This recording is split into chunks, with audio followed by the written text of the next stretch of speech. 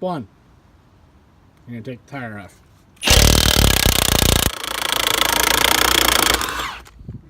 Next thing you're going to want to do is you're going to take this dust cap off. That's if you have Easy Lube hubs. You'll have a dust cap, and then your actual, I guess you call it a hubcap there. Use the heel bar.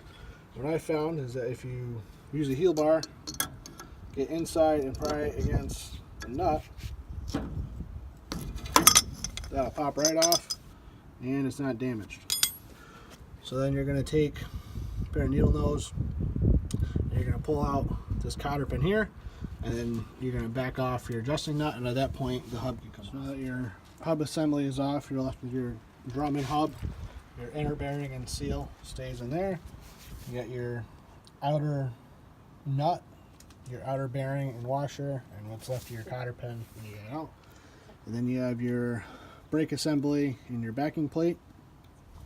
This is the electromagnet that energizes, goes against this section of your drum where it catches and then gets thrown outwards. This one's frozen up, so that's definitely why this one didn't work. And then you got your 5 bolts that go around that hold on your backing plate. And if you're doing brakes, it's worth it just to buy them all together as a set. Your brake shoes and magnet already mounted to your backing plate. It just makes everything a lot easier because then you're not dealing with all the springs and everything like that. So we'll get these bolts taken out and get the backing plate off. So we have the backing plate off. You just cut your wire there. Next step is going to be, we'll clean up everything, clean up the spindle. We do have new bearings we'll be putting on, and then clean up your mounting flange to where your backing plate seats to make sure that it seats nice and square. And then these bolts have definitely seen better days.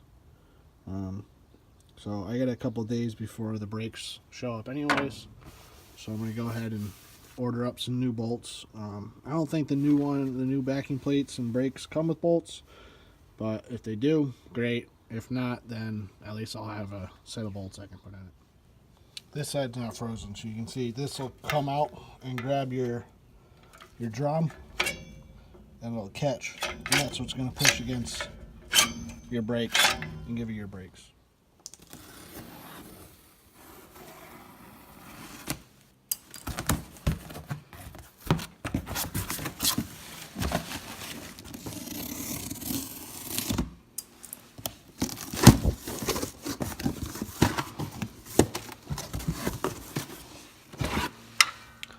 Oh yeah, new brakes. Alright, so we got the spindle all cleaned up where the bearing rides. We got where the backing plate mounts up to is all cleaned front and back. We have our new backing plate with brakes and new hardware. I duplicated whatever I took off, which was a 3/8 fine, so 3/8-24 by 1 inch long with a lock nut, and I kept with the original, I call them like a crimp style lock nut. So this end here is actually an oval or a triangle with round corners. It's not round, and that's what grabs the threads and gives you the locking capabilities of a lock nut, opposed from using lock washers, which is kind of a gimmick and I don't think that they work very well, or nylon lock nuts, which would work, but this is brakes and they do get hot and you'd have to worry about them if everything did overheat. You know, would it compromise the locking characteristics of that nut? Where if you got an all metal nut, you really don't have anything to fail. So these are new ones. I got these from Amazon. They look pretty decent. They are labeled left hand, what you see, left hand, and the way you know is, so your tire is going this way. When you engage your brakes, this is going to catch and it's going to push out that brake shoe, and that's what you want. And so if they're not labeled, that's how you're going to dictate how they are, or you look at the one that you took off and see how that one was laid out. So we have our 2 wires here for our brakes that we're going to have to splice into and tie these into. So we'll get the backing plate mounted up and the electrical connections all made. So I got the backing plate all bolted up.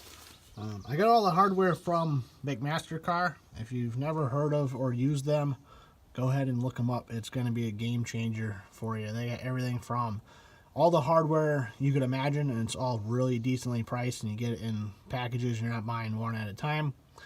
You know, anything from bolts to bearings, tools, you know, automation stuff, computer stuff. You can buy coffee from there. They got everything. I buy a lot of stuff from them because it's always good deals, quick shipping, and good quality stuff.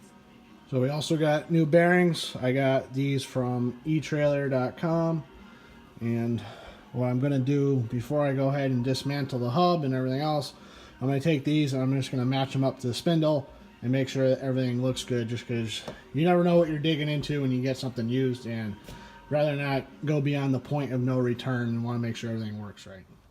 So everything fits on there pretty good. Outer bearing, inner bearing, and the seal all seem like they're the right size. So now we'll go and disassemble the old hubs, get those taken apart, cleaned up, and get everything else reinstalled. So we got the hub up here on the bench. What we're going to want to do is we're going to want to pull out the outer seal, the outer bearing, then we'll drive out the inner bearing race, flip it over, drive out the inner bearing race, clean everything up, put it back together in reverse order.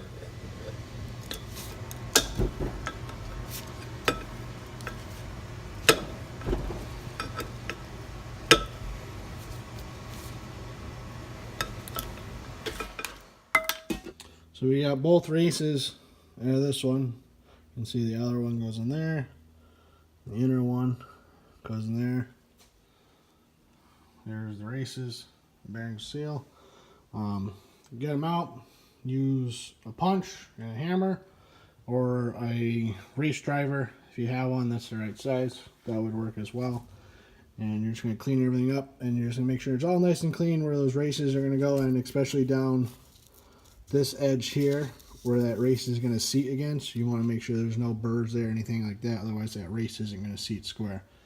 So we'll get the other one disassembled. We'll get the new bearings packed with grease. I'm not going to go through that because there's plenty of other videos that show how to do it. If you want me to do it, leave me a comment down below and I'll show you how I pack bearings, and we'll get these races driven in, bearings packed, seals in, then we'll start putting the hubs back on. So we got the outer race driven in about halfway until it's flush with the lip. I use a block of wood on top to get it started. Work it that way down with the wood. If it starts to get cocked one way or another, you can just hit it back to center. And once it gets to this point, you still have quite a bit ways to go before it's fully seated. And I don't like to hit this edge with the punch because you know you're going to slip and you're going to put a big old gouge on the side of your race, and then you're going to be doing it all over again. So if you have a set of race drivers, that works really good. But what I'm going to do, I'm going to take the old race and a grinder, and I'm going to grind down the OD of it so it's, you know, a couple thousandths smaller than it was, and it'll fit inside that bore, and I'll use that old race to drive the new one in place. Got the races installed and cleaned up on both the hubs. Got all the bearings packed, so now we'll drop the inner bearing in with the seal. Make sure you put your bearing in before the seal, otherwise you'll be doing everything all over again. And then we can put the hub on, adjust the brakes, set the backlash of the bearings, and call it good. So what we want to do next is we're going to take our hub, we're going to put it over the spindle, and we want to adjust the brakes until we get just a slight drag on them. Underneath here, there is, I can see, over here, there's a star wheel, and you're going to turn that one way or another, and it's going to push the shoe outward, and that's what you're going to use to adjust the brakes. Now these are self-adjusting brakes, and that's what this cable setup is for. There's a little it's like a ratchet setup in there, so as they move out, as they start to wear, it'll click over to the next slot, and that's how they stay adjusted. But you got to adjust them good to begin with, and that way you won't have any issues. And then that's the same star wheel setup that you would turn if you had non-self-adjusting brakes. In order to adjust them, you'd go through the plug on the back side and turn it to adjust your brakes. So we'll get that set up, and we'll start putting it back together.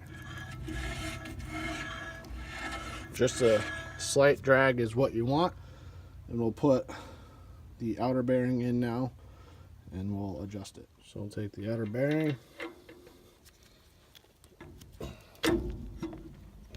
get in there like that, and then you should have a washer, a nut, and a cotter pin. Put your washer on, grab your nut, put your nut on,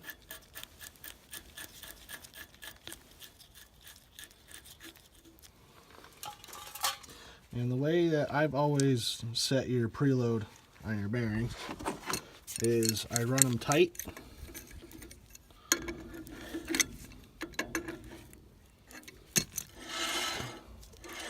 Spin it back and forth,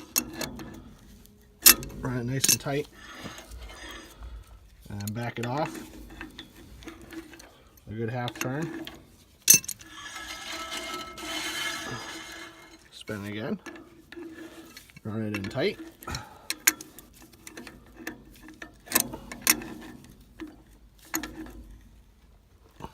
and then back it off 1/4 turn, and then get it as close as you can to where your cotter pin is going to line up. So there's a 1/4 turn there, and the hole is on top, so we'll back it up just a hair, and we'll drop our cotter pin, and we'll fold that over, and this side's good. Then we can go on and do the other side. And then it'd be a good idea after you put, depending on, you know, how often you use the trailer, if you put a couple 100 miles on the trailer, to come back and just reset your preload after your bearings set in. You know, they're going to wear in a little bit, and that way you know that you'll be good and you won't have any issues. So the last thing to do, besides putting the tire back on, is you want to reconnect your electrical connections for your brakes. You've got 2 wires there, 2 wires there. Make a nice connection and be all set. So we got the tire all bolted up, we got the electrical connections made and back for the brakes. Now if we go up front and pull the brake away and go back, the tire should lock up. Yep, we're good.